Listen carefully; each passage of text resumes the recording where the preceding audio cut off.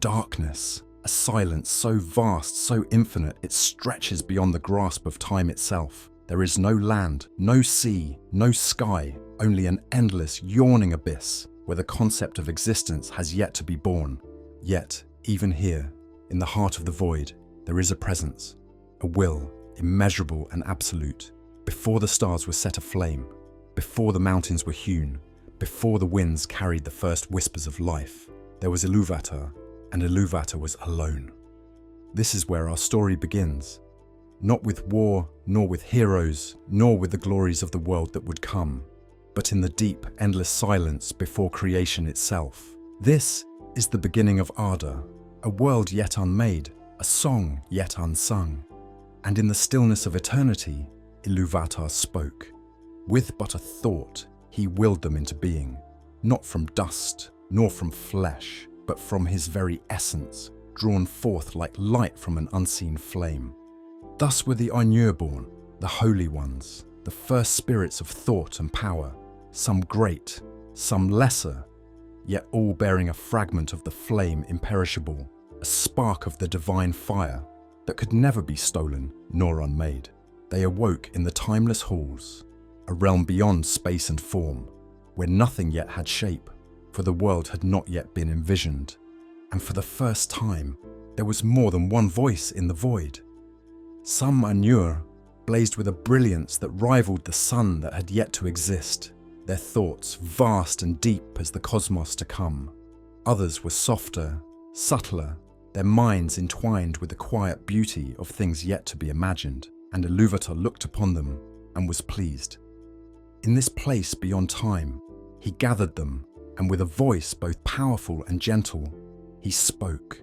"Behold, my children, I have brought you forth from my thought, and in you I have placed my spirit. You are the first of all things, and through you the world shall be made." A great purpose stirred in the hearts of the Ainur, though they did not yet understand its fullness. And then Ilúvatar revealed to them a secret greater than their own existence. In the stillness of the timeless halls, Ilúvatar breathed forth a single note. It was not light, it was not matter, it was music, and from this single note, the Ainur, who had never before heard a sound, were filled with wonder. Then Ilúvatar wove another note into the first, then another and another, until a great theme began to unfurl. It was vast and deep, filled with harmonies beyond reckoning, flowing like the unseen tides of eternity. And as the Ainur listened, they began to understand.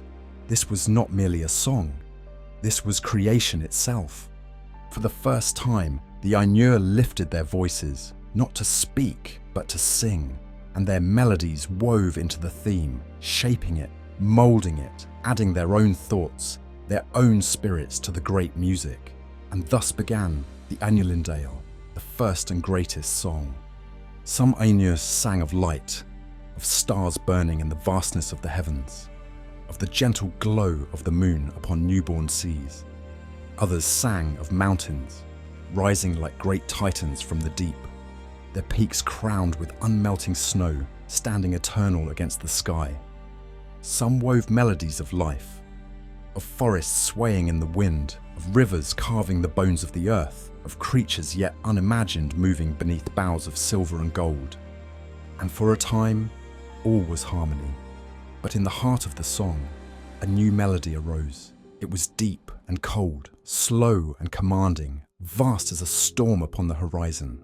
And the Ainur turned in awe, for this voice was mighty indeed. Melkor had begun to sing.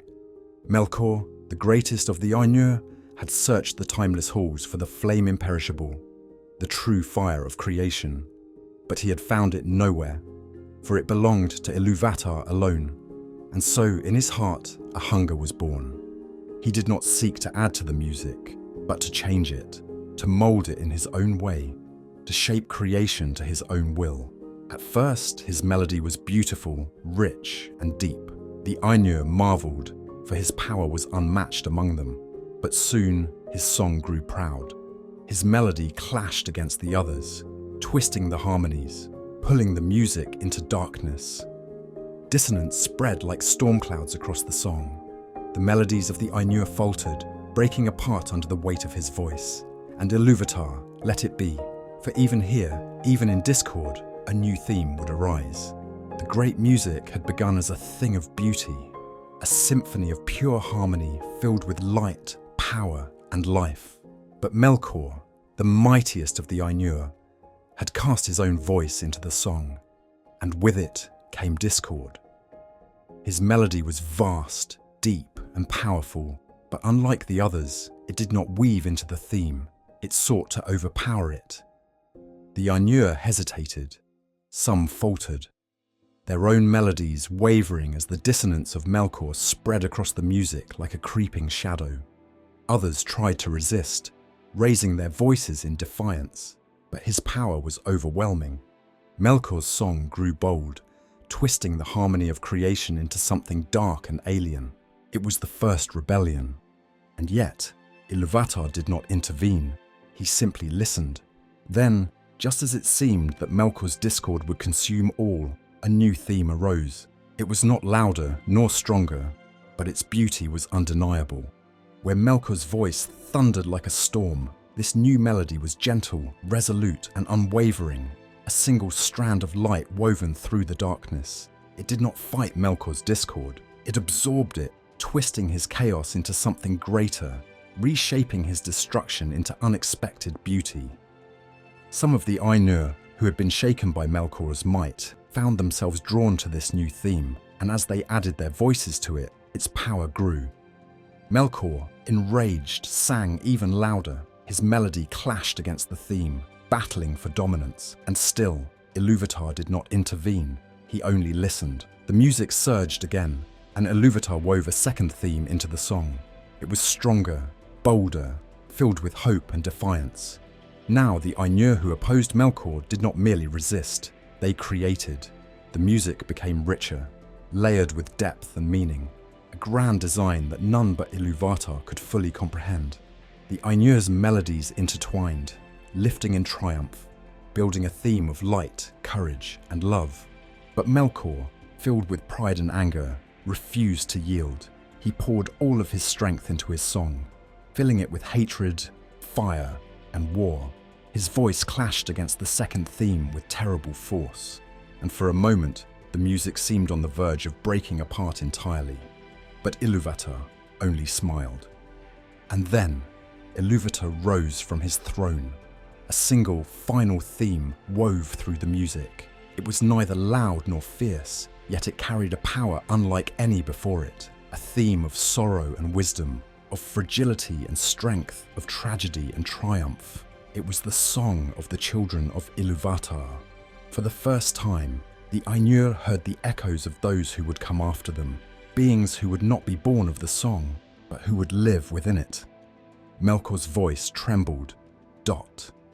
He had sought to control the music, to reshape it in his own image, but Ilúvatar's final theme revealed the truth. Even Melkor's discord, his rebellion, his desire to dominate, all had been foreseen, and all had been woven into the greater plan. The music ended. A great stillness filled the timeless halls as the echoes of the song faded into the deep. The Ainur stood in awe. What had they just witnessed? They had sung of things they had never known, of mountains and oceans, of stars and winds, of fire and ice. They had felt the sorrow and hope of the children of Ilúvatar, though they did not yet understand them. And Melkor, for all his might, had been undone by the very theme he sought to overthrow. Ilúvatar looked upon them, his voice filled with both power and warmth. "Behold," he said, "your music has taken form." And before them, Arda was revealed. At first, it was only a vision, a glimpse into the world their music had shaped. They saw the land take form, great mountains rising like sleeping giants, rivers carving their way through the earth, vast forests spreading beneath the newborn sky. They saw the two great lamps, the first lights of the world casting golden and silver radiance across the land. They saw the children of Ilúvatar, though they did not yet live. And the Ainur marveled, for this was no longer just music. It was a world that awaited them. The vision had been shown, and the Ainur had marvelled at the beauty of Arda, the world they had sung into being. But now, Ilúvatar posed a question that would change them forever. Will you enter in? To step into Arda meant to leave the timeless halls, to be bound to the world's fate, to shape it with their own hands as they had once shaped it with music.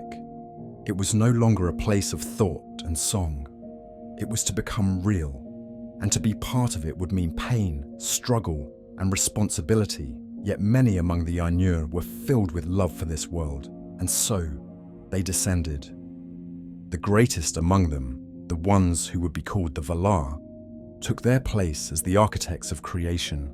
They were the shapers of mountains, the bringers of wind, the keepers of flame, the masters of the seas, and they were not alone, for among them came the Maya, lesser Ainur, yet still powerful and radiant in their own ways. And thus the host of the Ainur entered into Arda, prepared to shape the world as they had envisioned.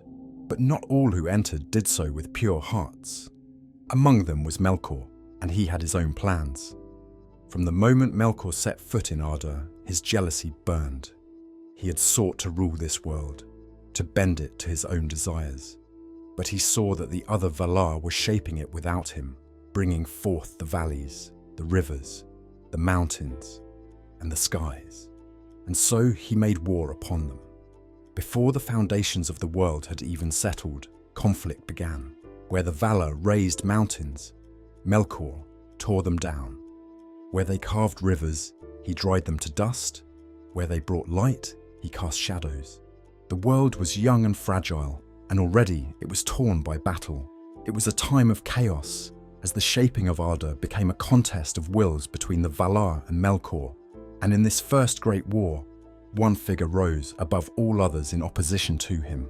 For a time, Melkor's power was unmatched. He moved through Arda like a storm, unchallenged in his destruction, until Tolkien the Strong arrived, a the.lore of joy and laughter, but also of might and wrath, whose strength was beyond all others. Where Melkor brought terror, Tolkien brought laughter, not out of cruelty, but because he knew fear would not serve them, and with his strength, he drove Melkor away.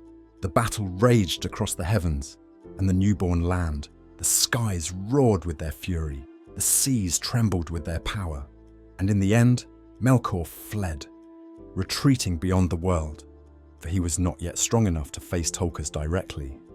And with his flight, the the.lore were free to complete their work. The world would take shape, and for a time, peace would reign. With Melkor in hiding, the the.lore began their true work of creation. They moulded the lands, the oceans, and the skies, bringing forth the world as they had envisioned it.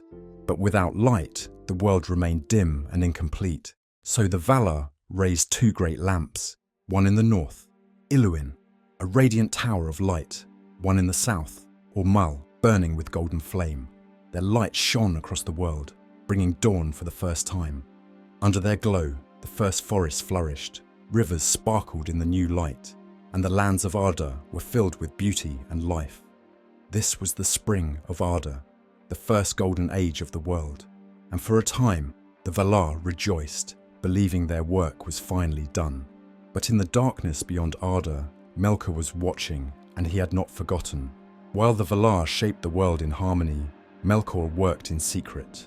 Far in the north, hidden beneath the earth, he built Utumno, a great fortress of shadow and fire. It was a place of darkness, where the light of the lamps could not reach. A place of corruption, where he twisted the world to his will.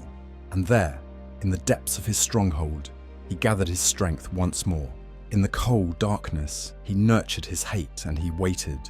The the.lore did not yet know of Melkor's growing power. They lived in Almaran, an island at the center of the world, basking in the light of the lamps. But one day, the earth trembled. A great shadow rose in the north. Before the the.lore could react, Melkor struck.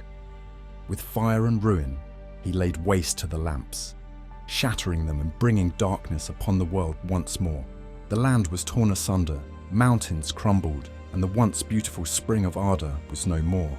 The the.lore, devastated, fled to the west, and Melkor, victorious, claimed Arda as his own.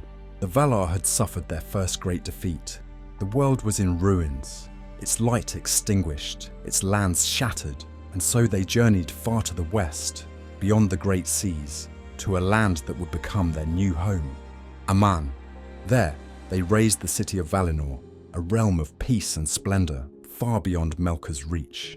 And in the heart of Valinor, they created new light, the two trees, silver and gold, whose radiance would illuminate their new land. But even as they made their home in the west, they knew Melkor still ruled Middle-earth and the children of Ilúvatar. Their destiny was yet to come. The world lay in ruin. The two lamps had fallen, their light extinguished. The Valar had fled into the west. Seeking refuge in Valinor, Middle-earth was left in darkness. But not empty, for deep beneath the land, in the fortress of Utumno, Melkor ruled. Middle-earth had become his domain, a land of twisted landscapes, blackened skies, and creeping shadows. His servants moved freely, creatures born of corruption, monsters of fire and ruin. And far across the lands, the earth itself had been reshaped in the wake of his destruction. Yet, in that long, dark age, something stirred, a new presence, a long-awaited moment in the design of Ilúvatar. The first children of the world had come, and they awoke to a world of shadow. Beneath the stars, at the edge of a vast and silent lake, the firstborn awoke. The Elves, the Quendi, the first of Ilúvatar's children to walk the world. They opened their eyes to a night sky unmarred by sun or moon, and in the darkness, they saw the stars, and they loved them. It is said that the first thing the Elves ever beheld was the light of Varda's stars, shimmering over Cuivinan, their first home. They were strong, fair of form, and immortal, bound to the world in ways no other beings would ever be. They were newborns in an ancient world, stepping into lands already shaped by great powers they could not yet comprehend. Yet, they were not alone, for the darkness that had settled over Middle-earth was filled with watchful eyes, and some of those eyes belonged to Melkor. For a time, the Elves dwelled in peace at Cuivinan. They sang beneath the stars, exploring the lands, crafting their first words and stories. They felt no fear, for they had yet to know evil. But something lurked in the darkness. At first, they only spoke of strange whispers in the night, of friends who walked too far into the unknown and never returned, of shadows that seemed to move when no wind stirred them. Something was watching and hunting them, and in time, they came to fear the dark. They gave it a name, Moriquendi, the Darkening, for Melkor had learned of their arrival. He wanted them. One by one, elves began to vanish from Cuivinan. Some were taken in the night, others strayed too far and were never seen again. And what became of them? The truth would not be known for many ages, but in time, legends would tell of elves twisted and broken, reshaped by Melkor's will. Elves who were no longer elves at all. And so, the first of the orcs may have been born. It was Orome, the great huntsman of the Valar, who first heard the elves' voices drifting upon the winds. Riding through Middle-earth, he stumbled upon Cuivinan, and at last, the Valar knew that Ilúvatar's children had come. Orome was filled with joy, for the elves were beautiful beyond all things. But his joy was soon shadowed by grief, for he saw the fear in their eyes, the whispers of the darkening, the unspoken horrors that had already touched their hearts. He returned to Valinor, carrying news of the firstborn, and for the first time since their retreat, the Valar acted. They had abandoned Middle-earth to Melkor, but they would not abandon the elves, and so they prepared for war. The Valar descended upon Middle-earth in their full might. Tulkas led the charge, his laughter ringing like thunder. Ulmo summoned the seas, sending great waves crashing against the land. Orome rode at the head of a great host, his horns sounding the call to battle, and at last, Melkor was not ready. Utumno, his fortress, had long been a place of darkness, but the Valar came like a storm, shattering its gates, tearing the world apart in their wrath.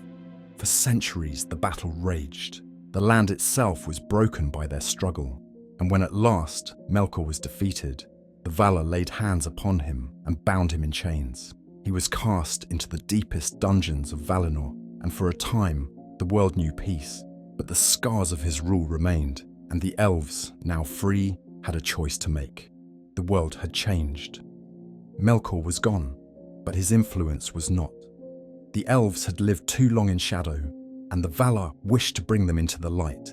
And so, they sent a message to Cuivinen. Come to Valinor. Come to a land where the two trees glow with silver and gold, where no shadow will ever fall, where joy will never fade. Many were tempted, but not all. For some, elves had grown too attached to Middle-earth, to the forests and rivers they had first awakened beside. And so, a great division was formed. The elves who chose to follow the summons would become the Calaquendi, the elves of the light. Those who remained in Middle-earth, refusing the Valar's call, would remain the Moriquendi, the elves of the darkness. It was the first great choice of the firstborn, and it would shape the fate of Middle-earth forever. The world stood on the brink of change. Melkor had been cast down, bound in chains, and locked away in the depths of Valinor. Middle-earth was free from his shadow, but it was scarred, and the Valar, looking upon the elves, saw the lingering marks of fear upon their hearts. They had awakened in darkness, beneath cold stars, in lands filled with unknown dangers. They had known loss even before the first stories of their people had been written, and so the Valar sought to offer them peace. From across the sea, a message was sent, a call to the firstborn of Ilúvatar. They were summoned to Valinor, to a land where the two trees of light would shine above them, where no shadow would reach them, where they would live in harmony and splendor, safe from all evil. But such an offer came with a choice. Would they leave behind the lands they had first known? Would they abandon Middle-earth for a land beyond the sea? Not all would find the answer so simple. Not all elves were willing to leave. And so, the first great sundering of the elves began. The elves who chose to journey to Valinor became known as the Eldar, the people of the stars. But there were those who refused the summons. They looked upon Middle-earth and saw beauty, even in the darkness. They wished to remain, to wander the forests and mountains, to build lives in the lands they had first called home. And so, they were named the Avari, the unwilling. The first great choice had divided the elves. Some would walk the path of light under the guidance of the Valar. Others would stay, tied to the fate of Middle-earth. And the consequences of this choice would shape their destiny forever. But for those who chose the journey, their path was only just beginning. The elves who followed the call to Valinor did not travel as one. They were divided into three great kindreds, each with their own leader. First were the Vanyar, the fair elves, led by Ingwe. They were the most devoted to the Valar, their hearts drawn to the light. They would one day become the closest to Manwë and Varda, the greatest of all elven kindreds. Second were the Noldor, the deep elves, led by Finwë. They were the seekers of wisdom, the lovers of craft and knowledge. Their skill would one day become legendary, but so too would their pride. And last were the Teleri, the sea elves, led by Elve and Olwe. They were the greatest in number, their hearts bound to the waters and the songs of the world. Together they set forth. From the shores of Cuivinen, they began their long journey west, a journey that would span centuries, across lands untamed and filled with peril, a journey that would change them forever. This was the great journey of the elves. The journey was not easy. Though Middle-earth was free from Melkor's dominion, his presence had left behind ruins and terrors. The elves passed through vast ancient forests, untouched since the world's making. They walked desolate plains, where the ghosts of past battles lay buried beneath the soil. They crossed rivers and mountains, guided only by the stars. And some did not make it. Some fell to the dangers of the wild. Others lost heart, weary of the road, and turned back. And then, in the depths of the world, they came upon a new people. In the deep places of the earth, beneath the mountains and hills, another race had awakened. The dwarves. Though the elves were the firstborn of Ilúvatar, they were not the only children of the world. The dwarves had been forged by the hands of Aule, the smith of the Valar. Yet because they were not of Ilúvatar's original design, They had been set to sleep, waiting for the right time to wake. And now, as the elves journeyed westward, the dwarves had risen. They were unlike the elves, shorter, broader, unyielding like the stone from which they were made. Their hands were skilled, their minds were stubborn, and they did not fear the world as the elves did. The first encounters between elves and dwarves were tense. The elves saw them as strange alien creatures. The dwarves, in turn, looked upon the elves with caution, for they did not yet understand them. But a seed had been planted, a meeting of two races that would one day shape the fate of Middle-earth itself. Yet the journey was not over, for the road to Valinor was still long. At last, the elves reached a great barrier, the Misty Mountains, a vast range of towering peaks, stretching from north to south, dividing Middle-earth in two. It was here that the Teleri faltered. They hesitated before the great mountains, fearing to cross them. Some turned back, unwilling to face the unknown lands beyond. And these became the Nandor, the Green Elves, who would remain east of the mountains, hidden in the forests. But the Vanyar and the Noldor pressed on, and at last they passed into the lands beyond the mountains. But the Teleri, ever uncertain, lingered behind. They would come in time, but not all together. The journey was splitting the elves once more, and the road to Valinor still lay far ahead.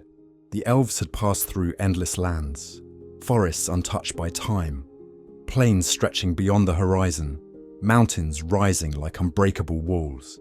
But now they came upon a land like none they had seen before, a land of great rivers, of vast green plains, of forests stretching from the blue mountains to the western sea. They had reached Beleriand, a land destined to become the centre of the first great stories of Middle-earth. Here, the journey should have ended quickly. The final step was before them, the sea, and beyond it, the land of the Valar. But fate had one last test for the firstborn before they could cross. For the sea was not a simple barrier, it was a force of its own, and the elves had never known its power before.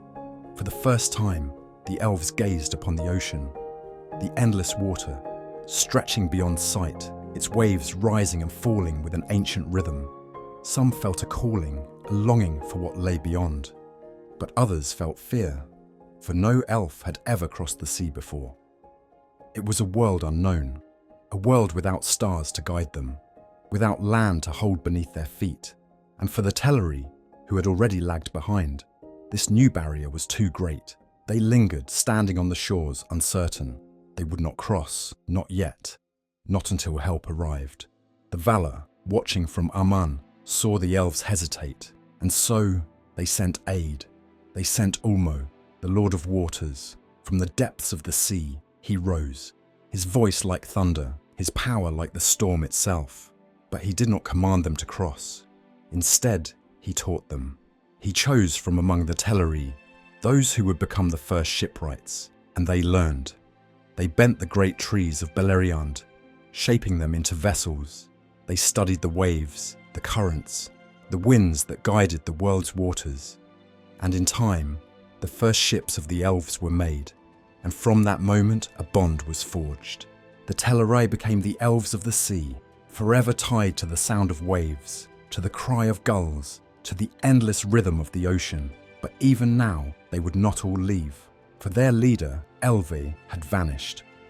Elve, the great leader of the Teleri, had walked alone into the forests of Beleriand, and there he met Melian, a Maya, a being of great power, a spirit of the stars and the earth itself. When their eyes met, the world itself seemed to pause.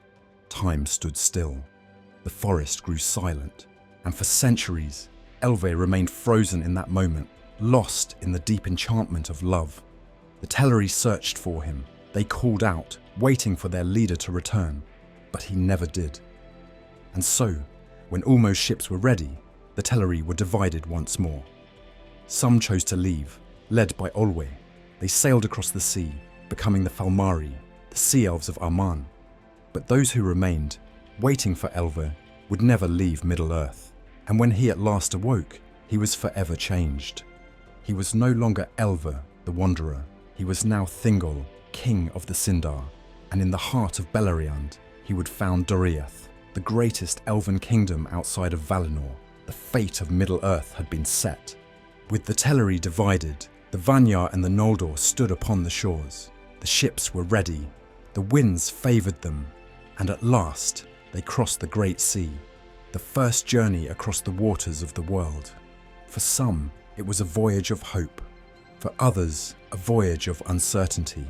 And for those left behind, it was the first great parting of the Elves. They sailed across the straight road, the path that led beyond the mortal world, and at last they reached Aman. They had come home.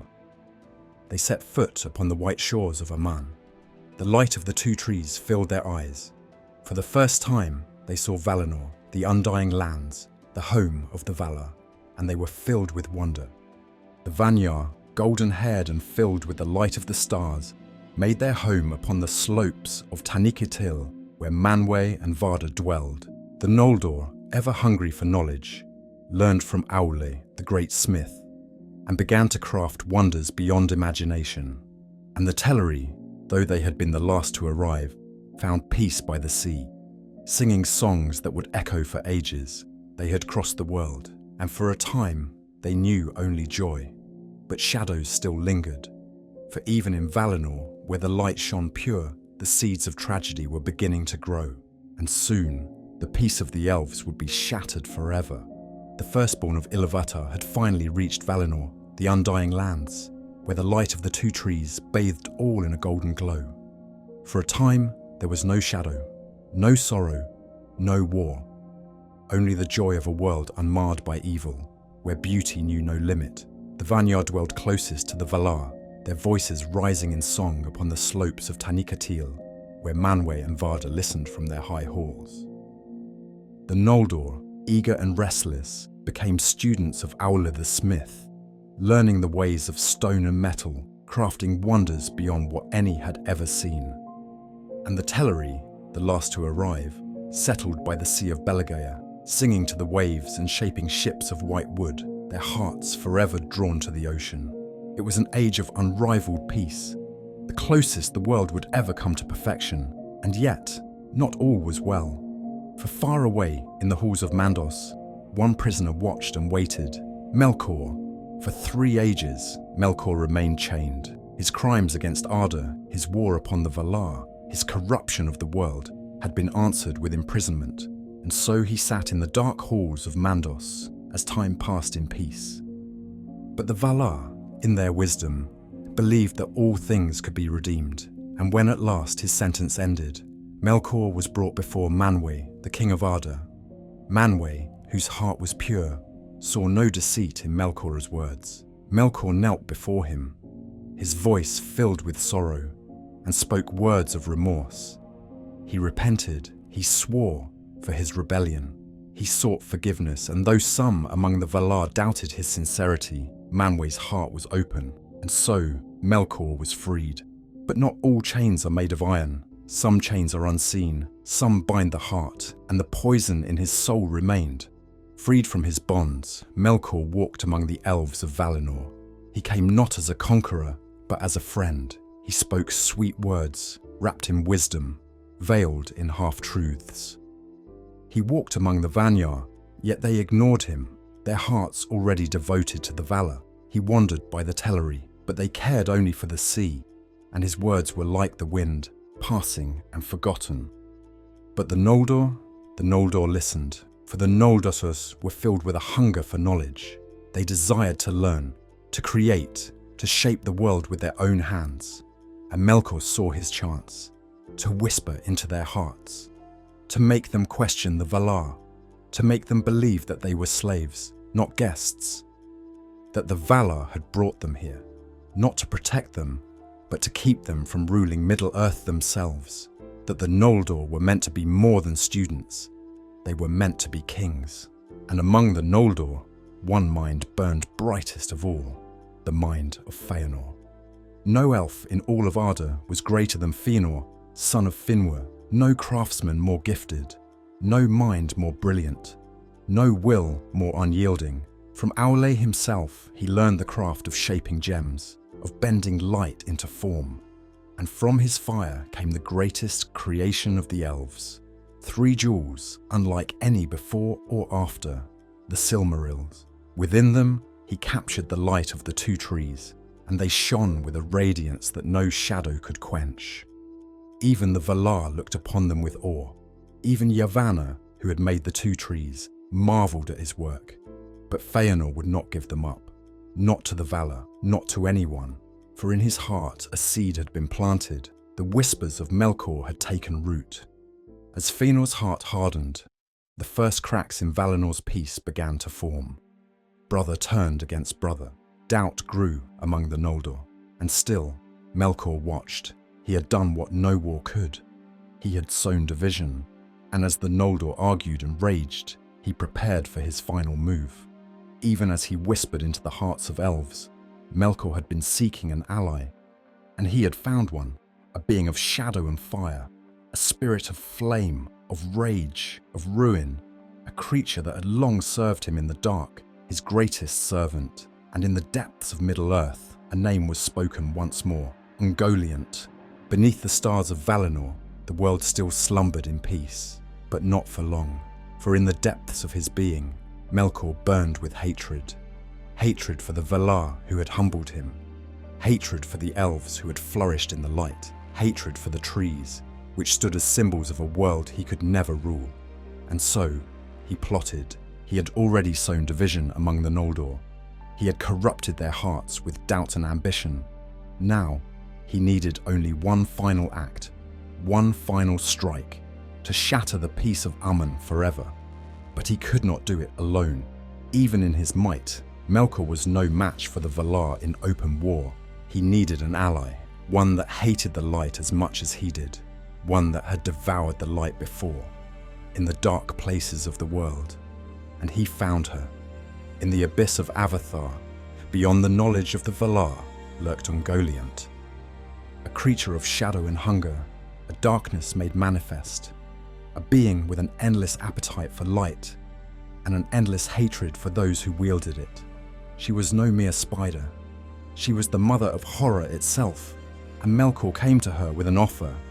"Come with me to Valinor," he whispered, "and I will give you light enough to feast upon until your hunger is sated." And Ungoliant, though monstrous, was tempted, for no being had ever promised her such a prize, and so the Dark Pact was made. Together they would bring ruin to the land of the gods. On the slopes of Tanicatil, in the high halls of the Valar, a great feast was held. The Valar, the Maiar, and the Elves of Aman gathered to celebrate the Age of Peace. It was a rare moment, where all the peoples of Valinor stood together. The Teleri came from their white ships, their songs carried by the sea breeze. The Vanya stood closest to Manwë, their voices lifted in hymn, and the Noldor, though troubled by whispers and doubt, arrived in splendour. Even Fëanor, after years of brooding, had come, for on this night he was to be reconciled with his kin. For the first time in long years, he stood beside his father, King Finwë, and all seemed at peace. But outside the borders of Valinor, in the silent lands beyond, 2 figures moved unseen, Melkor and Ungoliant. The feast had blinded the Valar. They watched only the joy within their halls, and they did not see the darkness that crept toward the trees. The 2 trees of Valinor stood tall and proud, their light washing across the blessed realm. But in the blackness beyond, a shadow crept forth. Melkor led Ungoliant to the base of the trees. There, he drew forth his great spear, black as the void, and with one terrible stroke, he pierced the roots of Telperion. A second strike, and Lorelin shuddered in agony. Their light flickered, the sky above grew dim, and then Ungoliant descended upon them. She drank their light, devouring it with a hunger that knew no bounds. The silver bled from Telperion's branches. The gold poured from Laurelin's heart, and where once had been radiance, there was now only shadow. The air filled with a horrible, suffocating darkness, a void that no fire could banish. And when Ungoliant's feast was finished, the 2 trees of Valinor were dead. For the first time in the history of Arda, the light was gone. The Valar cried out in horror. They rushed from their feast. But it was too late. The light of Valinor was no more, and in the silence that followed, Melkor fled, for his true prize awaited elsewhere. As the Valar searched the darkness, he descended upon Formenos, the fortress of Feanor. There, within its halls, King Finwë stood alone. He would not abandon his son's treasures. He stood in defiance, his sword in hand, though he knew he could not win. But Melkor was merciless. With one strike, he slew Finwë, the first High King of the Noldor, and then he turned to his greatest prize, the Silmarils, the 3 jewels of light, the greatest work of Feanor's hands, the last remnants of pure, untainted radiance in all of Arda, and Melkor took them. Clasping them in his iron hands, he fled to the north, to the wastes of Middle-earth, to Angband, where his dark throne awaited. And when Feanor heard what had been done, when he learned of his father's murder and the theft of the Silmarils, his grief became rage, a rage that would set the world on fire. Darkness had swallowed Valinor. The trees, once brilliant and full of life, lay as withered husks, poisoned beyond salvation. The Valar, stunned by the sudden loss of light, stood in mourning. But in the halls of the Noldor, there was no silence. There was fire, a fire that burned within one Feanor heart. The news had reached him swiftly. His father slain, his Silmarils stolen, his heart hardened, his grief twisted into rage, and in that fury, he gathered his sons before him and spoke words that would echo throughout history. Standing upon the high steps of Tirion, beneath a sky now blackened, he raised his sword and shouted, "By blood and by fire we swear this oath, to hunt the thief to the ends of the world, to reclaim the Silmarils, no matter the cost, to let no man, elf, nor Vala stand in our way." One by one, his 7 sons joined him. Maedhros the Tall, his eldest, the most noble of them all. Maglor, the singer, whose voice would one day be filled with sorrow. Celegorm, the hunter, wild and fierce as a wolf. Caranthir, dark of heart and quick to anger. Carufin, the one most like his father, cunning and skilled. Amrod and Amras, the youngest, bound forever to their brother's fate. They swore their terrible oath, calling upon Ilúvatar as their witness, an oath of vengeance, an oath of doom. For their vow had no mercy. It was absolute, unbreakable, and it would lead them to the first great tragedy of the First Age. Not all of the Noldor rejoiced at Feanor's words. Many trembled at the madness in his eyes. King Finwë was dead. But the Silmarils, were they truly worth war? Yet Feanor's voice carried like a storm across the city. "Will you be as cowards?" he spat. "Will you let Melkor, whom I name Morgoth, the Black Foe, sit upon his throne with our treasure, while you grovel at the feet of the Valar?" The Valar, he claimed, had failed them. They had let Morgoth into their lands. They had let him poison their people with lies. They had let him steal the very light of the world. "And still you would serve them," he bellowed. His words ignited something in the hearts of many. Not only his sons, but hundreds of others rose in defiance. "To Middle-earth," they cried, "to hunt Morgoth and to reclaim what was stolen, to rule as they once had, before the chains of the Valar." The great host of the Noldor prepared for war, but a division split their people in 2. One voice stood against Feanor, Finwë's second son, Fingolfin. Unlike his fiery half-brother, he did not burn with wrath. He saw the danger in Feanor's words. "You would lead our people to ruin," he warned, but Feanor only laughed. "Then stay behind," he sneered. "Let the Valar keep you as a pet." Still, Fingolfin would not let the Noldor be divided forever. He would not abandon his people to Feanor's madness, and so, even as his heart was heavy with doubt, he too prepared to leave Valinor. Not out of vengeance, but out of duty. Eventually, the house of Finwë was split. One brother blinded by rage, the other burdened with sorrow. But the price of their departure had not yet been paid. The Noldor would soon learn that the road to Middle-earth was not so easily taken. The Noldor had gathered. A great host, armed for war, stood upon the shores of Aman. But a problem arose. The ships that could carry them across the sea belonged to the Teleri. the Elves of the Sea, the keepers of Alqualond. They loved their ships more than gold, and when Fëanor came to them, demanding passage, they refused. They pleaded with their kin. "Do not do this," they begged. "Turn back while you still can." But Fëanor had no patience for their words. "The Silmarils were made by the Noldor," he declared, "and the doom of the Noldor shall not be denied by cowards." And so, the first swords of elves were drawn against elves. The kinslaying at Alqualond had begun. The Teleri fought with all their strength, but they were no warriors. They wielded oars and harpoons, while the Noldor bore blades and armor. The shores of Alqualond ran red with blood. The Noldor cut down their own kin, slaughtering those who had once been their brothers. And in the chaos, the first true tragedy of the Noldor was written.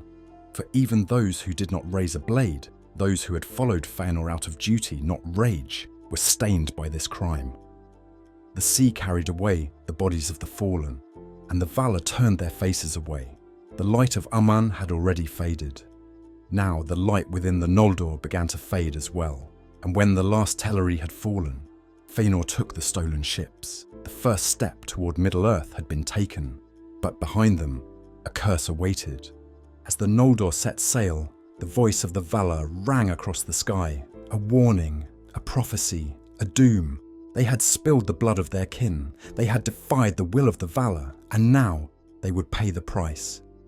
For as long as the world endured, the Noldor would know sorrow beyond sorrow. Their quest for the Silmarils would bring only death.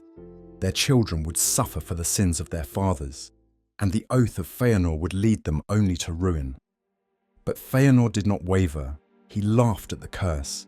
He welcomed it, for the fire within him still burned, and it would only burn brighter in Middle-earth. The blood of their kin had not yet dried from the sands of Alqualond when Fëanor stood aboard the stolen ships, gazing ahead to the distant horizon. Behind him, the waves carried whispers of the dead. Before him, the darkened seas stretched toward Middle-earth, yet not all of the Noldor had boarded those ships. Fingolfin and his followers still stood upon the shores of Aman, waiting. Fëanor had promised them passage, had sworn they would all sail together. But as the ships cut through the black waters, a terrible thought entered Fëanor's mind. Why should he wait? Why should he share his vengeance with those who had doubted him? He had the Silmarils to reclaim. He had Morgoth to destroy. And so, he made his choice. He ordered the ships burned. One by one, the great white ships of the Teleri were consumed by fire.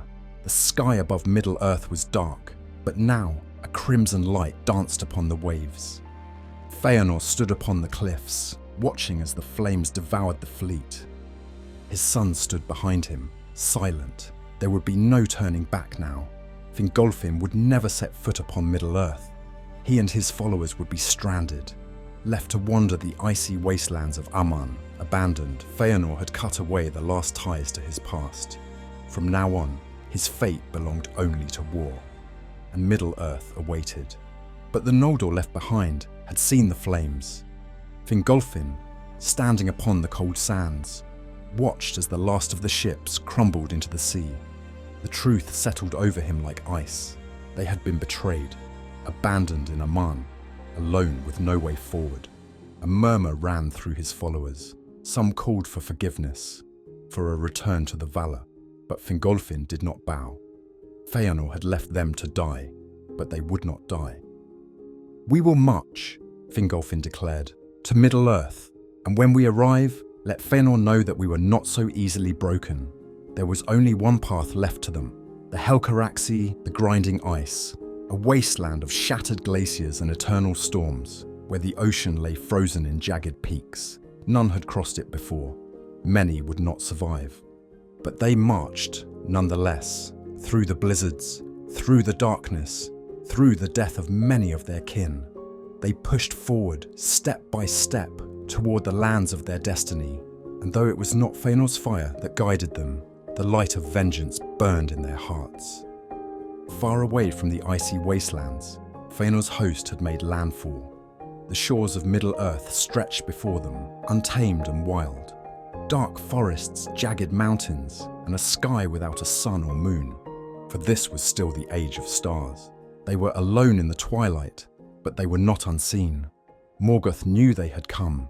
His spies had watched them from the shadows, and as Feanor set foot upon the new world, a great shadow rose from the fortress of Angband. Morgoth was not afraid. No, he had been waiting, and he was about to strike first. Before the Noldor could march inland, Morgoth's forces descended upon them. An army of orcs, countless in number, surged from the north.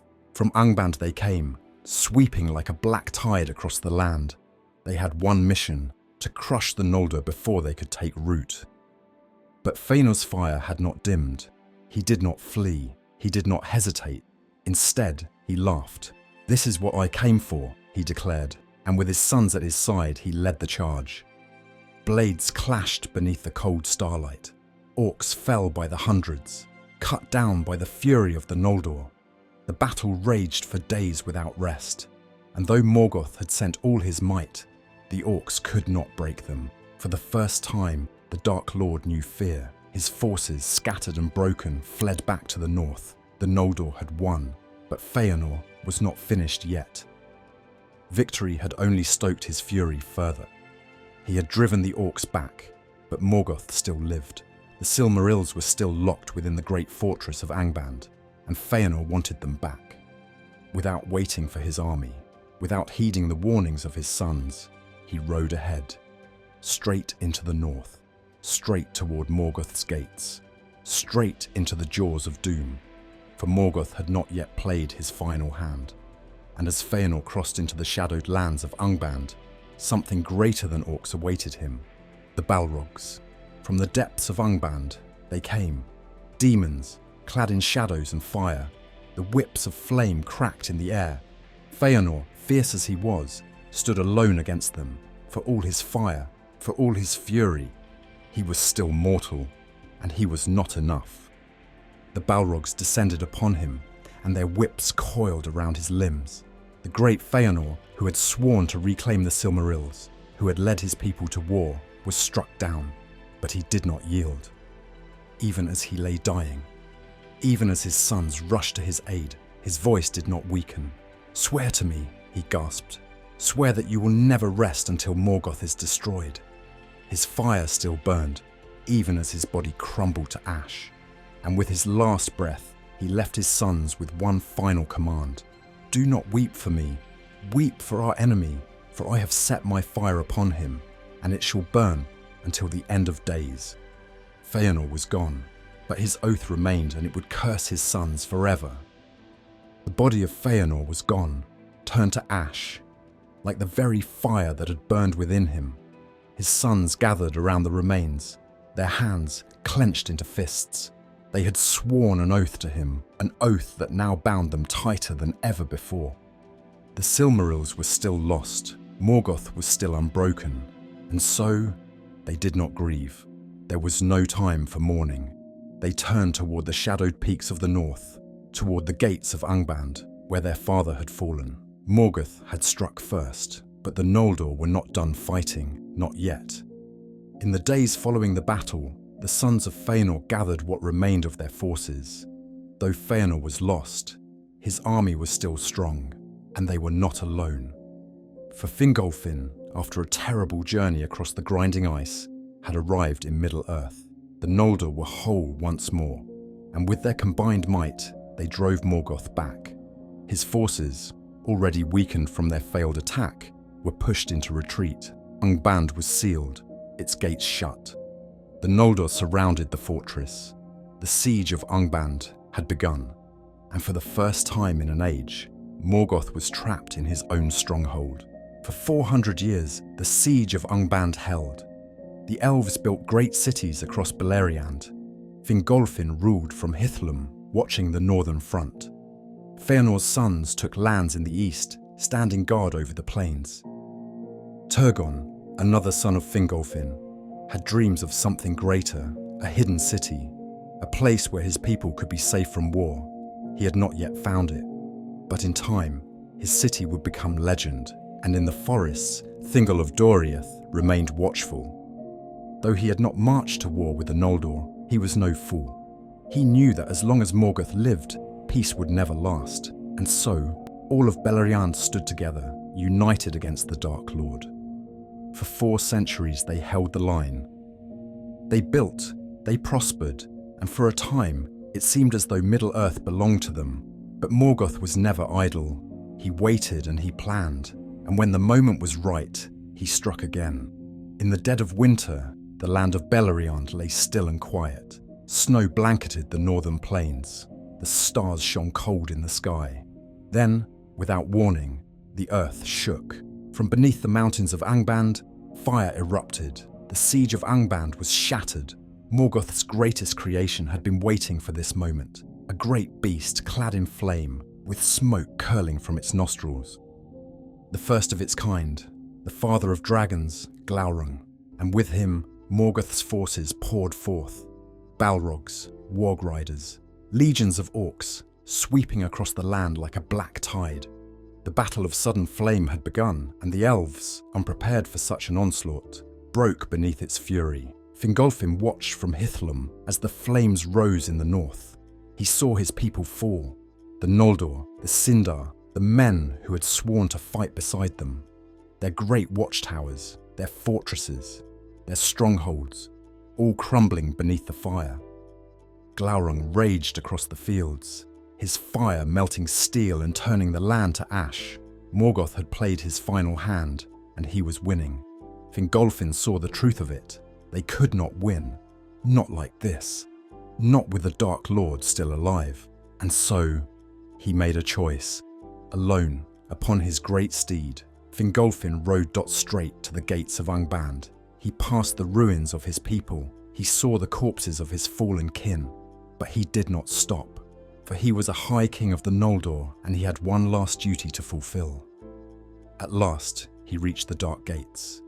He dismounted, and he called out, "Morgoth!" His voice echoed against the mountains. "Come forth, Dark Lord. Come forth and face your doom." Angband was silent. For a moment, it seemed as though the fortress itself had frozen.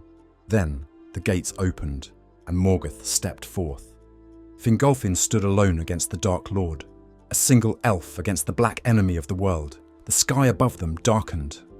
Morgoth raised Grond, his great hammer, and swung it down. The earth shook, the mountains quaked. But Fingolfin was swift. He leapt aside, and his sword struck Morgoth's flesh. A cry rang out, the first Morgoth had ever given in pain. Again and again, Fingolfin struck. His blade, Ringil, cut deep. Morgoth staggered. For the first time in an age, he knew fear. But Fingolfin could not win. Morgoth was too vast, too powerful. At last, Grond struck true. The High King fell, but as Morgoth's shadow closed over him, he raised his sword one last time, and he struck Morgoth's foot, cutting through bone. The Dark Lord would never walk the same again, and so Fingolfin died, but his legacy endured. The land of Beleriand lay scarred. The siege of Angband was broken. The fires of Morgoth had raged across the north, leaving nothing but ash and ruin in their wake. Fingolfin, High King of the Noldor, was dead. The Elves had suffered greatly, their lands falling one by one, but amid the despair, one among them still dreamed, a king to be, a builder of wonders, Turgon, son of Fingolfin. It was in the wake of the battle that Ulmo, the Lord of Waters, came to Turgon. Not in the form of thunderous waves, not in a storm of wrath, but in a dream, whispered in the currents of the Sirion. Turgon was alone when he heard it. The deep voice of Ulmo rose from the river, filling his mind with visions. A city, a hidden place, safe from Morgoth's reach. A place where the last hope of the Noldor could endure. Turgon did not hesitate. The dream was clear. He would find this place, and he would build it. Turgon took his most loyal followers and left Neveras behind. He followed the rivers and the valleys, seeking a place that did not yet exist. For years he searched, traveling across the wild lands of Beleriand. And then, at last, he found it. Hidden deep within the encircling mountains, there lay a valley unlike any other. It was secluded, unreachable by any known road. A place of quiet streams, of tall white cliffs, where even the winds whispered in peace. Turgon knew this was the city Ulmo had shown him, and he would make it real. For 2 centuries, in secret, the elves laboured. They built towers of white stone, rising into the sky like the peaks of Tanikatail itself. They carved mighty gates into the mountains, hidden from prying eyes. And at the heart of it all, a great palace, standing high above the city, a throne from which Turgon would one day rule. When the city was complete, it shone like a beacon in the night, the fairest of all the works of the elves in Middle-earth, and they named it Gondolin. Turgon was no fool. He knew that Morgoth's eyes were everywhere, and so he decreed none who entered Gondolin could ever leave. No messenger would be sent, no roads would lead here. It would remain hidden forever, the last refuge of the Noldor, a place beyond the reach of war, or so they believed. But fate had other plans, for though the city stood strong, the oath of Feanor still loomed over the Noldor, and the curse of Mandos was not yet fulfilled. Far away, in the halls of Angband, Morgoth sat upon his throne. He did not yet know of Gondolin, but he was patient. He knew that no secret could last forever. One day, the walls of Gondolin would crack. One day, the flames of war would rise once more. And when that day came, even this hidden city would not be safe. For nothing, not even Gondolin, could escape the wrath of the Dark Lord. For centuries, Gondolin stood as a city untouched by war. Its towers glistened in the morning light. Its fountains whispered like forgotten songs. The elves of Gondolin lived as if they were beyond the reach of fate itself, but fate cannot be ignored forever. One day, a man came to its hidden gates, a mortal, a man unlike any other before him, and though he did not know it yet, his arrival would seal the city's fate. His name was Tuor, son of Hur. Tuor was born a child of tragedy.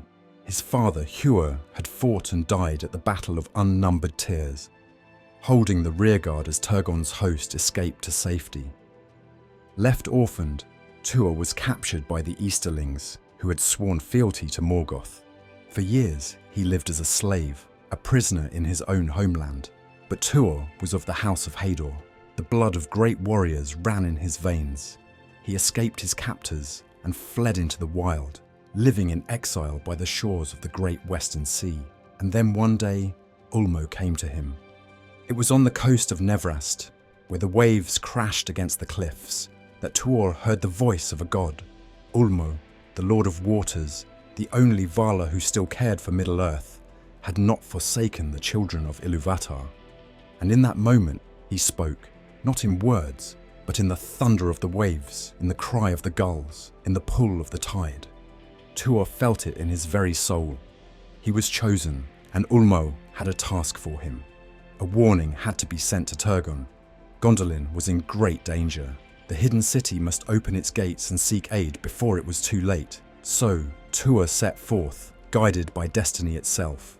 The journey was long and perilous. Tuor made his way through the ruins of Nevrast, across the wild lands of Dorlomin, and finally into the forbidden passes of the encircling mountains. It was there that he found Voronwë, an elf of Gondolin, the last survivor of a ship sent by Turgon to seek the aid of Valinor, but the ban of the Valar had prevented them from reaching the west. Ulmo had spared Voronwë from the wrath of the sea, so that he might guide Tuor to Gondolin. Together they climbed the treacherous paths, walking in the shadow of watchful eyes. For Morgoth's servants patrolled these lands, and though they did not yet know of Gondolin's location, they were hunting for it. The darkness was closing in.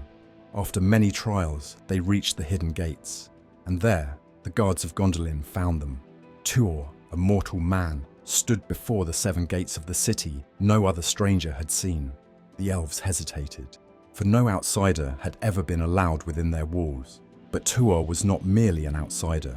He carried Ulmo's will, and he bore the cloak and arms of the elven king Turgon's own kin, passed down through fate itself. Reluctantly, the guards allowed them to pass.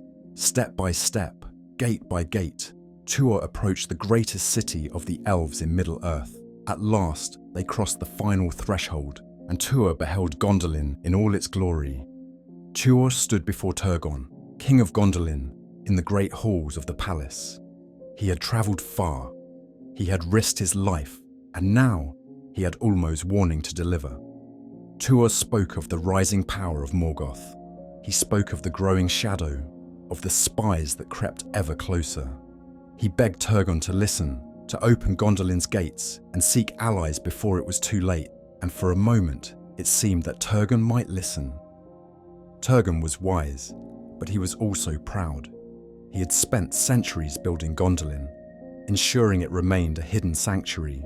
It was his greatest work, his greatest triumph. To leave it now and risk exposure? To trust the other elves who had betrayed their own kind in the past? No, he would not abandon Gondolin. Ulmo's warning was not enough. The city would stand. It had stood for centuries, and it would stand forever. But Turgon could not see what Ulmo saw. That fate was already in motion, that Gondolin's doom was sealed the moment Tuor had arrived. For he was not the only one who would come to the city. There was another, a traitor, lurking in the shadows, watching, waiting. For though Tuor's arrival was a sign of fate, there was another who had already set the wheels of doom into motion. Maeglin, the son of Eol the Dark Elf, a master craftsman, warrior and prince of Gondolin, and a man who hated Tuor with all his heart. For Tuor was not just a messenger, he was something more. For as fate would have it, Tuor would soon win the love of Idril, the daughter of Turgon, and Maeglin, who had longed for her in silence, could not bear it. A seed of jealousy was planted, a seed that would one day grow into a betrayal unlike any other. When that day came, Gondolin would burn. Gondolin stood untouched, its white towers gleaming beneath the sun, but within its walls, a storm was brewing. The greatest threat to the city did not come from the outside, it came from within. A traitor walked its streets, one whose heart had turned to darkness, one whose jealousy and hate would deliver the hidden city into the hands of Morgoth. His name, Maeglin. Maeglin, the son of Eol the Dark Elf and Aradhel, had once been a trusted prince of Gondolin. He was a master craftsman, a warrior, a leader, but beneath his noble exterior, a poison festered. For years, he had harboured a forbidden love for Idril, the daughter of Turgon, but she did not love him. And now, before his very eyes, Tuor, a mere mortal, had won the heart that Maeglin had longed for in silence. The sight of them together, the joy in Idril's eyes, the laughter of Tuor's voice, it ate away at him. Bit by bit, Maeglin's soul was consumed by hatred, and in his bitterness, he made a terrible decision. It was a single moment that sealed Gondolin's fate. One fateful day, Maeglin wandered beyond the encircling mountains in search of ore, but he was not alone. Morgoth's spies were everywhere. They had long sought Gondolin, waiting for any sign of weakness, and in the deep ravines, they found him. Orcs fell upon him, dragging him before their master, and in the iron halls of Angband, beneath the shadow of Morgoth himself, Maeglin was given a choice: reveal the location of Gondolin, or suffer unending torment. And Maeglin, the prince who had once walked in the light of the elves, broke. He gave Gondolin to Morgoth. Morgoth was pleased. For centuries his armies had scoured the land in vain. Now, at last, he knew where the last free city lay hidden, but he did not attack at once. No, Morgoth was a master of cruelty. He waited and let Maeglin return. Let him walk through the streets of Gondolin. Let him look upon its towers, its people, knowing that he had already signed their death sentence. And in return for his betrayal, Morgoth promised Maeglin a reward. When the city fell, Idril would be his. He would rule Gondolin in Morgoth's name. Maeglin, blinded by his own desires, believed him. But Morgoth's promises were made of shadow and lies. For the Dark Lord had no intention of sparing Gondolin. It would burn, and every soul within it would be consumed by fire. But Idril was no fool. She had seen the change in Maeglin, the darkness in his eyes. Though she did not know the full truth, she felt the danger growing, and so, in secret, she began to prepare. She convinced Tuor that they needed a way to escape. Should disaster ever come, and so, hidden from the eyes of the city, Tuor and Idril oversaw the construction of a secret passage, a hidden tunnel leading far beyond the mountains, a path of last hope. For even though the people of Gondolin lived in peace and beauty, Idril knew that nothing lasted forever. She could feel it. Fate was closing in. Then, one night, the sky tore apart. A shadow fell over Gondolin, blotting out the stars. A deep, terrible drumbeat echoed through the mountains. Then came the horns, the war cries, and then the first wave of flaming missiles rained down upon the city. The time had come. Morgoth's army had arrived. Thousands upon thousands of orcs, balrogs, and great beasts marched upon the white towers, and leading them were fire drakes, creatures not seen since the days of Glaurung, their scales ablaze with flame, their wings blotting out the light of the moon. The fall of Gondolin had begun. The battle was ferocious. The warriors of Gondolin fought with desperate valor, but against the wrath of Morgoth, they could not stand forever. Balrogs tore through the ranks of elven defenders. Orcs swarmed the walls. Flaming war beasts crushed the great gates. And then the dragons came. Breathing fire, they turned the streets to rivers of flame. The white towers crumbled. The fountains of Gondolin boiled away. And in the chaos, Maeglin sought to claim his prize. He found Idril, tried to take her by force, but standing in his way was Tuor, and the two clashed, mortal and elf, love and hatred, destiny and betrayal. Blades rang and sparks flew, and in the end, Tuor threw Maeglin from the walls. The traitor fell screaming into the flames below, and so his fate was sealed. The man who had betrayed Gondolin burned in the very fire he had unleashed, but there was no time to celebrate, for the city was still dying, and only one path remained. Gondolin burned. The flames devoured the great halls. The white towers that had once kissed the heavens crumbled into ruin. And within the king's tower, high above the carnage, Turgon, king of Gondolin, watched it all. His people were dying. His city, his life's greatest work, was being torn apart, and yet he did not move. He would not flee. The king of Gondolin had made his choice. He would stand, and he would fall with his city. Turgon turned to the warriors who remained, his captains, his loyal guards, and spoke. Great is the fall of Gondolin, but we shall not mourn, we shall not weep, for today we make our final stand. The Balrogs closed in, and the dragons roared. The streets ran red with elven blood, and Turgon, the last High King of the Noldor in Middle-earth, raised his sword. And with a voice that echoed across the dying city, he gave his final command. Go, lead our people to safety. He turned to Tuor, to Idril, to the survivors. Escape while you still can, for he had seen it, the inevitable end, and his fate was sealed. As Tuor and Idril gathered the survivors and fled toward the hidden passage, Turgon and his warriors barred the gates of the king's tower. They held the line, knowing they would not survive. Then, from the flames, Gothmog, Lord of Balrogs, emerged. His whip cracked like thunder. His flaming sword burned through the darkness. He was Morgoth's champion, the slayer of Fëanor, of Fingon, and now he had come for the last great Noldoran king in Middle-earth. Turgon stood firm. His warriors rushed to meet the fire demon, and in the heart of his dying city, beneath the burning sky, Turgon fought. The battle was terrible. Gothmog's flames swallowed the tower. One by one, the king's guards fell, and at last, Turgon, son of Fingolfin, the High King of the Noldor, was slain. With his fall, the king's tower collapsed, a thunderous ruin swallowed by the fire, and thus Gondolin was no more. The last great city of the Noldor had fallen into darkness, but all was not lost, for beyond the walls, the last hope of Gondolin still lived. As Turgon made his final stand, Tuor and Idril led the last remnants of their people through the secret passage. The air was thick with smoke. The cries of the dying echoed behind them, but there was no turning back, only forward.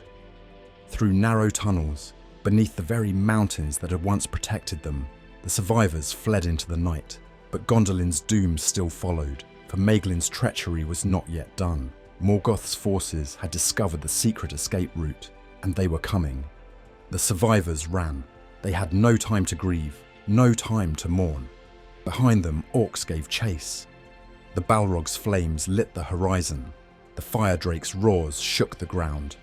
Tuor knew they could not outrun their enemies forever. They had to make a stand, and so, at the narrow pass of Cirith Thorunath, he turned to his warriors and prepared for one last battle. The battle was fierce and the orcs came in waves. The defenders stood strong, buying time for the women and children to escape. However, a shadow fell over the mountains. A great black shape passed above them. The sky split open and a dragon descended. A great fire drake of Morgoth, its wings blotting out the stars. All hope seemed lost, until the winds howled. A cry, high and piercing, echoed across the peaks, and from the sky, like thunder breaking the storm, they came, the great eagles of Manwë. The eagles descended upon the dragon, their talons tearing at its flesh. The fire drake roared, lashing out with flame and fury. The battle raged above and below. Elves and orcs clashed on the narrow path, while giants of the sky fought above the peaks. And leading the charge, Thorondor, the mightiest of all eagles, struck with all the wrath of the Valar. With a mighty cry, he drove his talons into the dragon's throat and cast it down into the abyss. The fire drake fell, crashing against the rocks, its flames snuffed out. The battle was won, the survivors escaped, and at last, the exiles of Gondolin stepped into the light of a new dawn. They had escaped. Gondolin was no more, but its last children had survived. Tuor, Idril, and the remnants of the city's people walked through the cold valleys of Beleriand, far from the flames and ruin they had left behind. They did not speak, for behind them lay their homeland, swallowed by the darkness of Morgoth's wrath. For the first time in centuries, they were homeless, and in Idril's arms, a child slept soundly, Eärendil, son of Tuor and Idril, too young to know the grief of his people, too young to understand that he carried the last flicker of Gondolin's light within him. But even in their sorrow, the survivors pressed on, for there was one last refuge, and it lay far beyond the mountains. The journey was long and perilous. The exiles of Gondolin travelled for weeks, through snow-dusted passes and deep forests, ever wary of Morgoth's hunters. They had no city, no walls to shelter them. They had only each other, and the distant hope that somewhere in Beleriand they would find sanctuary. And at last, they did. On the shores of the Great Sea, where the river Sirion met the waves, there lay a hidden haven, the land of Arvernien, a refuge untouched by war, a place where the last children of Doriath and Gondolin had gathered, a sanctuary for those who had lost everything, and waiting to greet them at the water's edge was Elwing, daughter of Dior. She stood tall, though still young. Elwing, the last heir of Thingol's bloodline, the last princess of Doriath, and in Idril's arms, her future was waiting. Eärendil, the son of Men and Elves, the child of Tuor and Idril, two exiles from two fallen kingdoms, bound now by a single destiny. Their people had been broken, their homes shattered, but in Arvernien, a new beginning took root.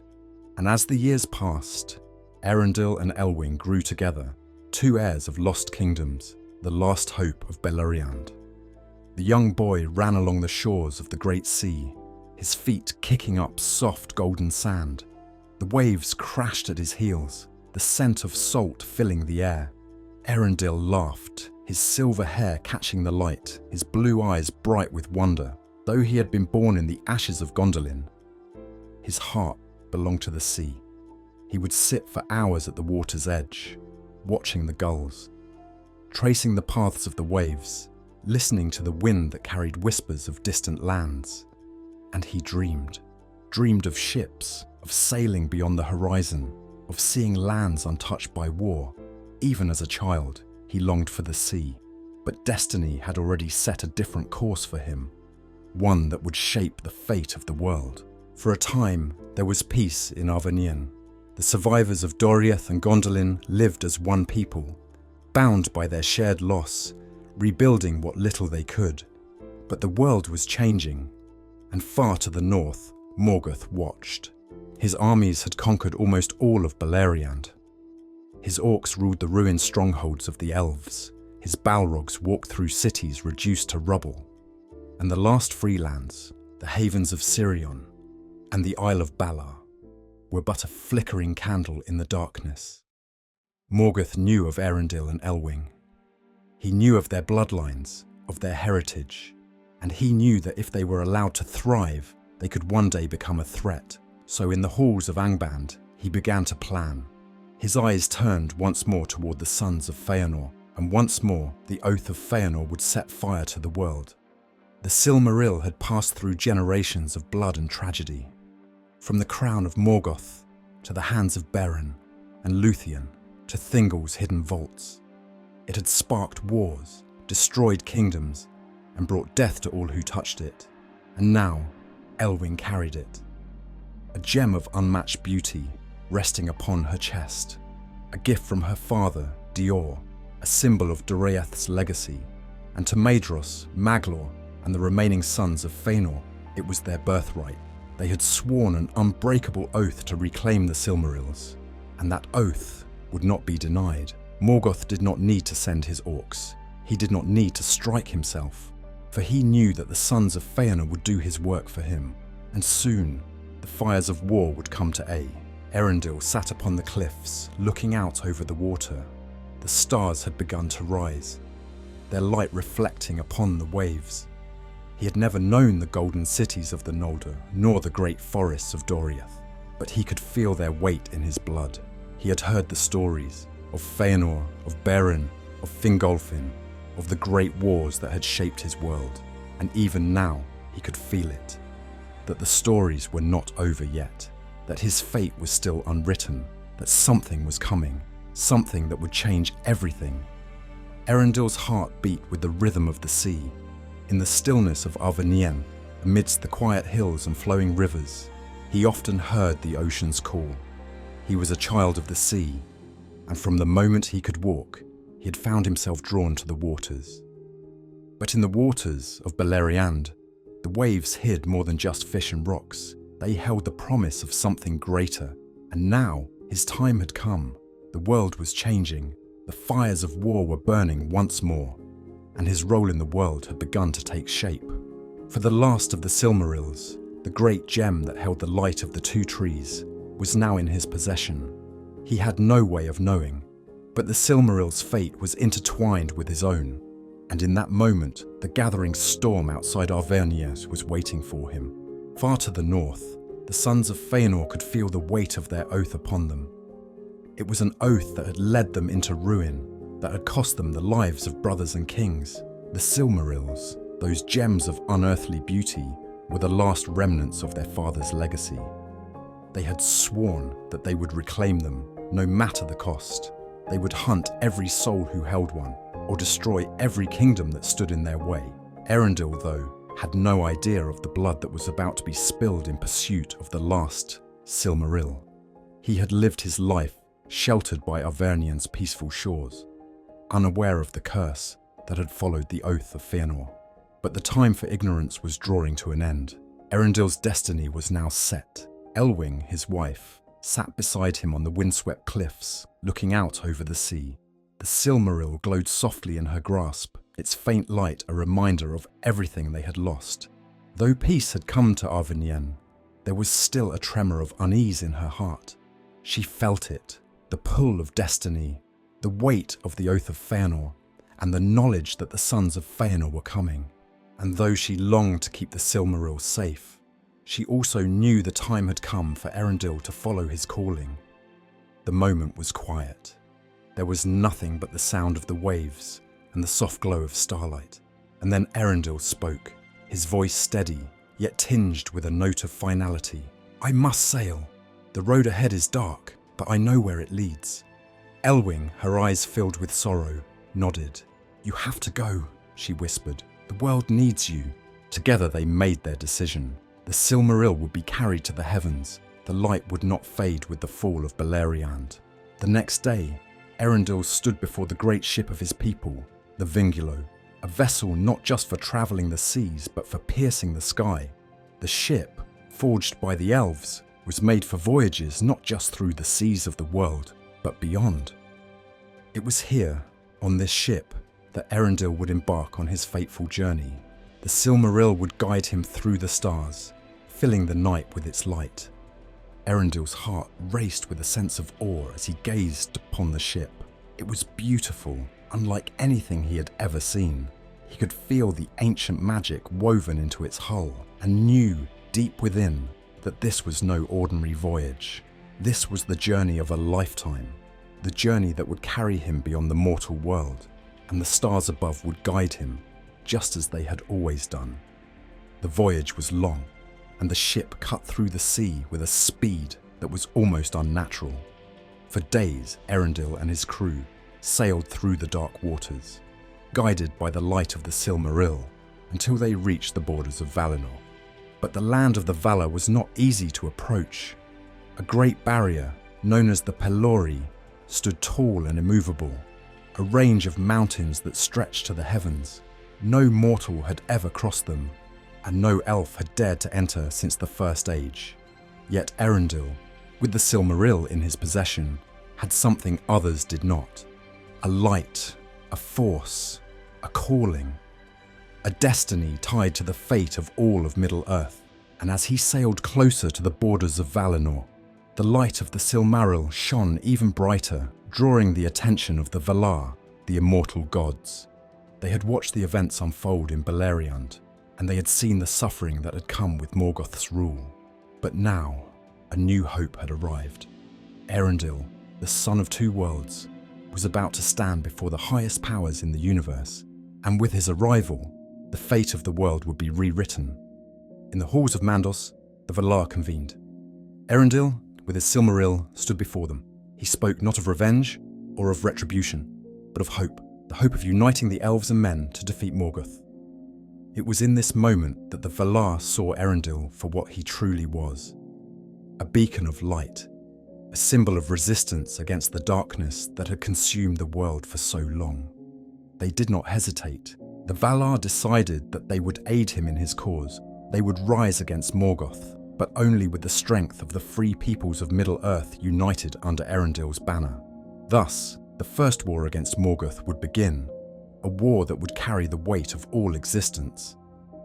When Elendil returned to Middle-earth, he did so not just as a hero, but as a legend. The Silmaril burned brightly in the sky, its light now seen by all who lived beneath it. The armies of the Valar descended upon Morgoth's strongholds, and the world was changed forever. But it was not just the defeat of Morgoth that marked the legacy of Elendil. It was the hope he brought, the reminder that even in the darkest times, there was a light that would shine through, and that light would never fade. But hope, once set upon the currents of fate, cannot so easily be drowned. In the west, the Valar listened, and for the first time since the breaking of the world, they rose in wrath. The skies would burn, the seas would rise, the earth itself would tremble under the weight of war. The first age of the world had begun in fire, and in fire it would end. The skies blackened, the earth trembled. A storm unlike any other in the history of Arda gathered over the lands of the north. For centuries, Morgoth, the first Dark Lord, had ruled Beleriand with an iron grip, his malice stretching from the ruined peaks of Angband to the farthest shores of the western lands. His corruption had poisoned the hearts of many, his armies had laid waste to kingdoms, and his dominion seemed unbreakable. But now, judgment had come. It began with a plea. Elendil, the mariner, sailed beyond the mortal world into the undying lands to beg the Valar for aid. And for the first time since the rise of Morgoth, they answered. The Lords of the West, the Guardians of the World, assembled an army greater than any that had ever walked Middle-earth. From Valinor came the mighty host of the Valar, the Maiar, and the Vanyar Elves, led by Eonwe, the herald of Manwë. Their banners shone with an unearthly light as they descended upon Middle-earth, their wrath kindled against the Dark Lord who had defiled their creation. The War of Wrath had begun. Morgoth, in his arrogance, believed himself untouchable. He loosed his legions, orc legions in uncountable numbers, twisted creatures of darkness, and the last of the Balrogs. The skies were set ablaze as dragons, more fearsome than ever before, emerged from Angband.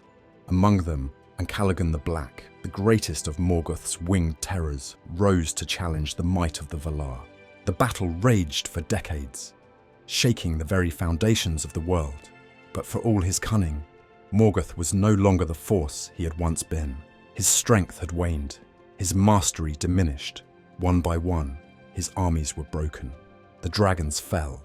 The Balrogs were hunted down to the deepest caverns of the world. And at last, the gates of Angband were shattered. Morgoth, once the mightiest of the Ainur, the great betrayer, the corrupter of Arda, was dragged from his throne, cowering in fear.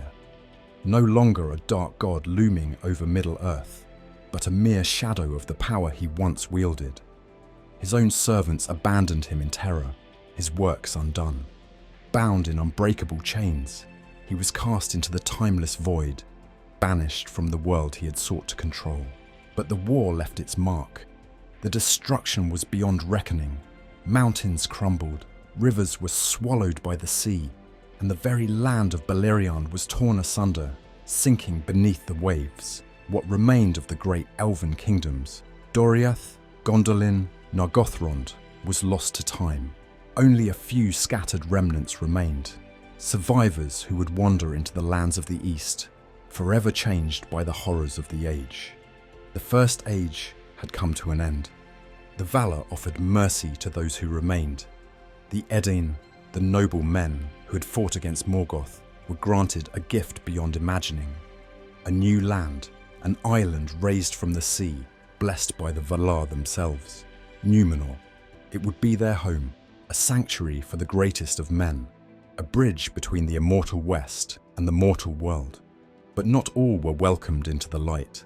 The surviving sons of Feanor, consumed by their unbreakable oath, met their bitter fate. Elves, scattered and weary, made their choice to sail west into the undying lands or remain in Middle-earth to build anew, and far to the east a shadow still lingered. For though Morgoth was gone, his lieutenant remained. Sauron, once the servant, now the master of his own dark ambition, would rise in the ages to come. And so, the First Age faded into legend. The world had changed, but the echoes of its past would never be forgotten. The scars of war, the deeds of heroes, and the great tragedies that shaped Middle-earth would endure for all time. But this is not where the story ends. A new dawn rises over the Second Age. A time of great empires, powerful artifacts, and the rise of Númenor. A time when Sauron would take the mantle of darkness and forge the rings of power. It is a story of deception, ambition, and the battle for the very soul of Middle-earth. And that is where we shall journey next. If you've enjoyed this journey through the First Age, leave a comment and share your thoughts. What part of this great saga fascinated you the most? Like, subscribe, and ring the bell so you don't miss the next chapter in the history of Middle-earth. And if you'd like to continue this journey together, let me know what you'd like to explore next. Until then, the Second Age awaits.